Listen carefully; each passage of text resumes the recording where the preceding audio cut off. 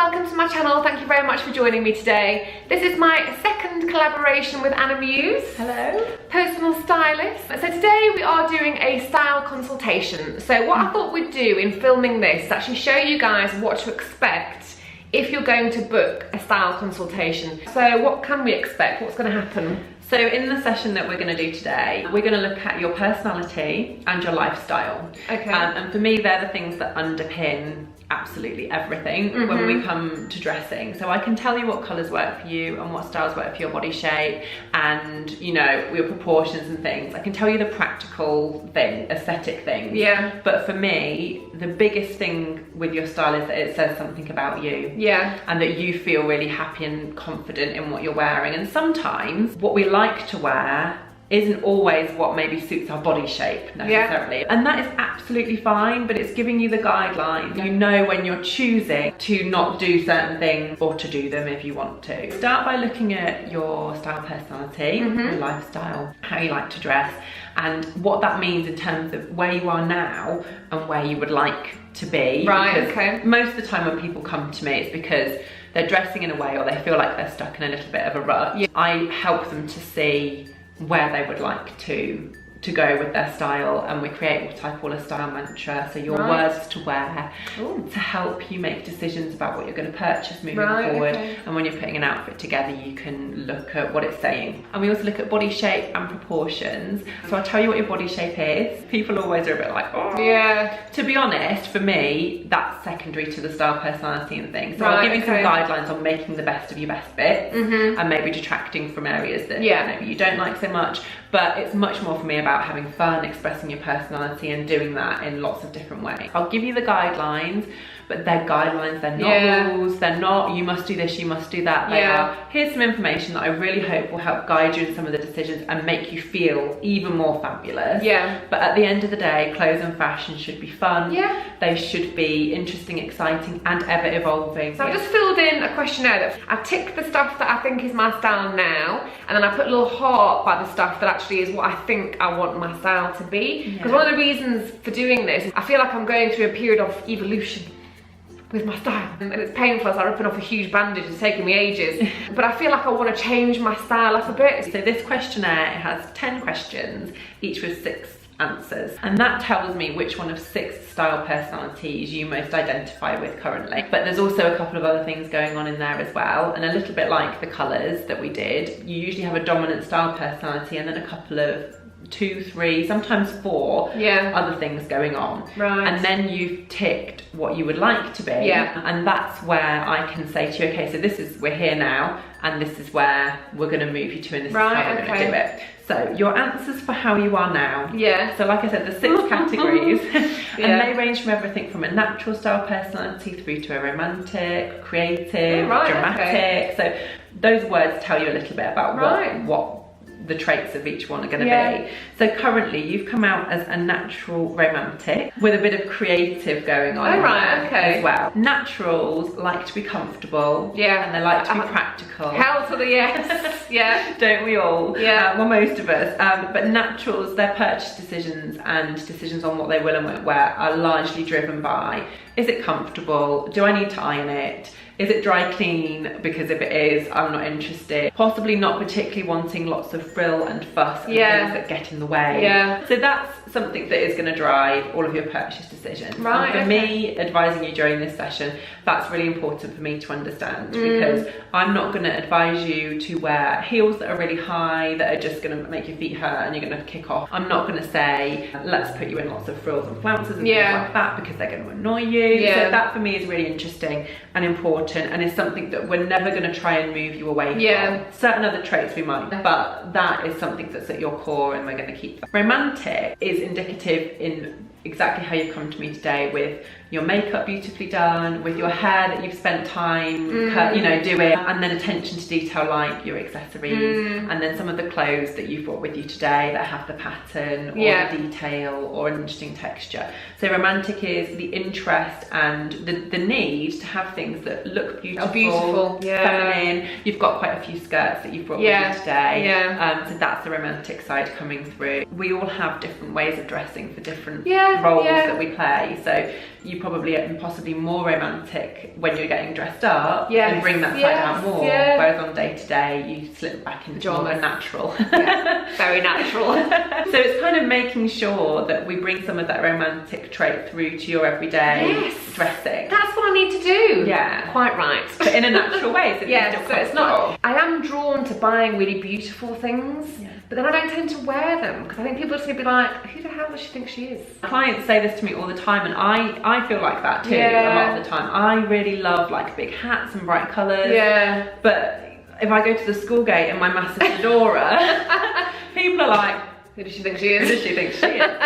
But I also think the people who I would be bothered about their opinion will think she looks great. I wish I had the confidence. Actually, does it matter? Dress in a way that if you lived in New York, how would you dress? Or even London, any major city, people do what they want. They're eclectic, they're crazy, they're wacky. No one bats an eyelid. So it's kind of putting that freedom on yourself wherever you are. Yeah, so natural romantic, and we had some creative going on. Now, a pure through and through creative would be someone like Fern Cotton. She mixes patterns, and she kind of great style. She puts things together that if anyone else wore them, it would not work. But for her, but she's quite a quirky personality as well, isn't she? You've got a bit of that going on, a bit of quirk, and I think that's a really lovely individual thing to bring out and to encourage you to go with your gut instinct with things and to try things that are maybe slightly unconventional to bring out that creative side. So that's where you are now. Right, okay. Yeah, I'd agree with all of that, Good. Yeah. But before we started filming, you were saying, I would really love to look a bit more put together. I'd like to wear more neutrals and be a bit more, I think you said sophisticated. Sophisticated, yeah, like that kind of smart, casual kind of vibe. What's interesting is the answers that you ticked where you would like to be were in the city chic and classic categories. That's where I want to be. City chic and classic, not natural and romantic. Natural romantic's lovely. It's just maybe tweaking things slightly. City chics are much more timeless, slightly safer, I would say, with their styles. It's whether or not you actually would feel comfortable being a bit more safe. They will go for more of a neutral colour palette. They'll have usually one standout accessory, a city chic, so they may have an investment bag or a really fabulous pair of sunglasses or something. They're always immaculately groomed. That's never going to be me. So that's where you've indicated you would like to move towards. Really, I'm very, very eclectic. My personality is very eclectic. But I think that causes me a problem because when I go shopping, I'm all over the place. I haven't got a set style where I'm like, right, I'm going to go to that, or I'm going to go to that. I think it depends on how you approach it though, because if we try to bring out more of the creativity that you have and maybe get a bit bolder with some of the combinations of clothes that you're wearing, and within that we can certainly have some looks that are more city chic and classic, but I think you're going to need more that choice. Buy less, choose well. The few key things that are investment pieces, and then go high street fast fashion for the other things that you can keep, you know, swapping and changing. It doesn't matter if you get bored of them because they weren't too much of an investment. So we just had a little chat. Obviously I don't want to film absolutely everything. This is obviously a bit of a longer process. I don't want you guys to sit there for hours and hours and hours. We just basically come up with my style mantra, and basically I've taken some of the things I already am but added in some of the things that I'm like more aspiring to, I suppose. So I've come up with natural, creative and chic. Chic. I don't know to say chic. A chic chick? Chic chick. Chic. So what we'll do in the next part of the session is look at some of the things that you've brought with you. Critique them, I suppose, against your style mantra, your colours, which we've done in previous videos. Yes, I'll link that up here and down below. And also your body shape too. You're a petite triangle. Oh, petite triangle! That's right, that's the way I know it is pear shaped. It's the same thing. But a lot of us think we're pears and we're actually hourglass. Because you really do need at least one size difference between your top half and your bottom half to qualify as, I call them triangles, you call them pears. You've got to embrace the curves, ladies, embrace the curves. Well, to be honest, when I have ladies who come to me with straight body shapes, we're doing everything we can to create the illusion of curves. Well, we all want what we don't have, that's the thing, isn't it? Very true. So so we've got your style mantra. So when we go through to critique the clothes that you've brought with you, there's a few key questions that I ask my clients to ask themselves. The style mantra is part of it, but the first thing we look at is it the right colour? If it isn't, it's not a straight no. Do you love it enough to keep it, given that it's not a colour that's really ideal? The second thing is, does it fit and suit my shape? And then the third thing is where the style mantra comes in. Does it fit with my style mantra? The final thing though, and to be honest, if you only want to ask one question about any piece of clothing, it would be this question: do I feel fabulous in it? Because if you don't, the chances are one of the answers to the questions I've already asked is a no. Yeah. And also, are you going to wear it, or are you just going to keep passing over it in your wardrobe? So what I would say is, think of your outfit where you feel 10 out of 10. Ideally, we don't want anything below an 8 out of 10 in your wardrobe. That is what we're working towards. Okay. Because you deserve to be an 8 out of 10 or higher. So we're gonna have a look at what I've brought now. Fabulous. So to be honest, the biggest thing to understand with your body shape is whether it's curvy or straight. Yeah. So your fabrics need to work with your curve. So we need fabrics with stretching or that are going to skim and basically work fluidly with your figure. Okay. Anything that's stiff.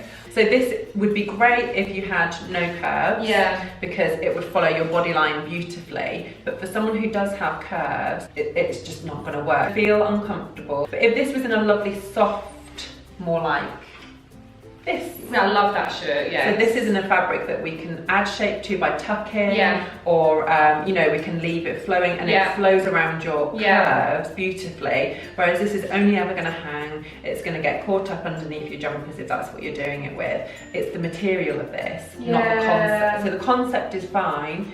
It's the material that doesn't work with your body shape. But if we think about your proportions and the fact that you are smaller on top, it's not necessarily a bad thing to add a little bit. We wouldn't want to add bulk on the bottom, but on the top it will just balance things out a little bit more. So let's see what material this is actually. This is just from H&M.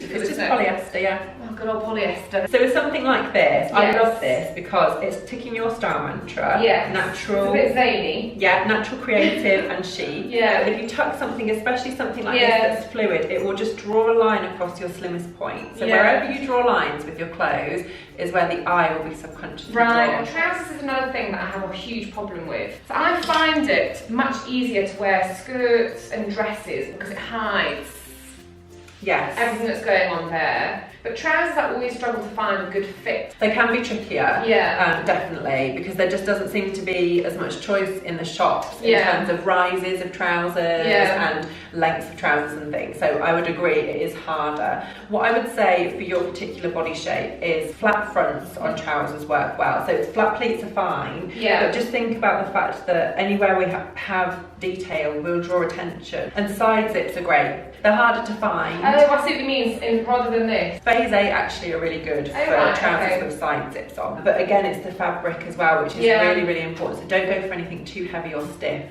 in the trousers. And these have got quite a nice fluid texture to them. Yes, they are. What about the bottom bit, when you're more pear shape? A slight boot cut does work well for pear shape, because it does balance out the proportions. The skinny straight ones are fine, but what I would say is with your footwear, we just need to balance things out so that you don't go down into a point at the other end. So wearing something like the shoes you've got on today, that have a bit of detail on them, and even doing, not in the weather that we've got today because it's freezing, but come spring, turning up the ankles, change the slimmest part of your leg, it creates a bit of width at the bottom with your trouser, which again balances the proportions. So it's just about making sure, or in the winter, putting a heavier boot. The thing I find hard with ankle boots, do you tuck?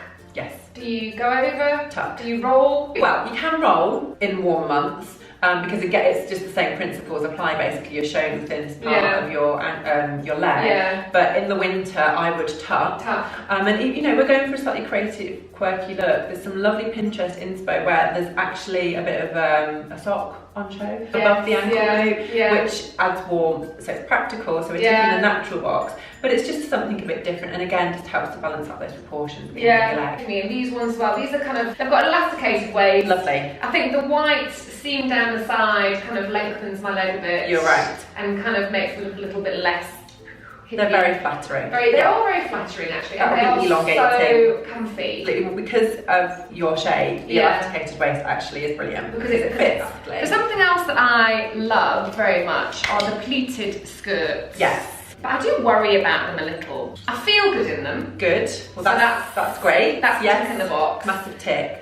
Some of them I feel suit me better than others. Are these good for my body shape? They are, because again, they fit around they fit around the waist, and then the pleats will allow them to fall naturally. The fact that some of them fit differently will be all to do with where they sit and the width of the pleat as well. Sometimes we'll have a bearing. Some of them I think can make me look a bit more hippie because they come in quite tight here. And they kind of come out quite a lot as well. Choosing one that's slightly lower on the waist will stop. So I'd say higher waist for trousers and jeans. Oh right, okay. Possibly slightly lower for the pleated. Right. And what would you wear with pleated skirts? The little ankle boots would be really nice. Your loafers, so they'll be fab with that. Yeah. And then knits on the top, so lightweight knits that still be quite fitted. What we don't want to do is lose your shape with the pleats, so we do need to keep some waist definition.